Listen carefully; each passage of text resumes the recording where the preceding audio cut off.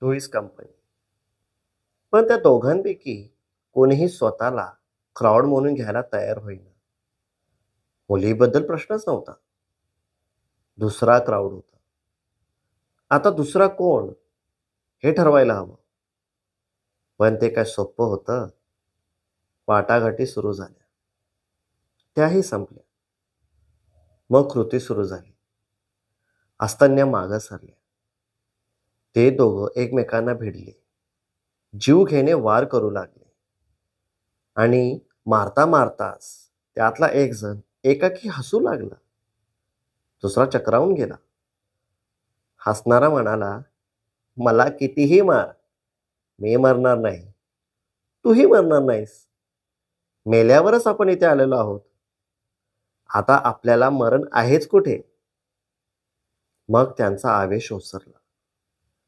नरक म्हणजे काय हे त्यांना एका क्षणात समजलं.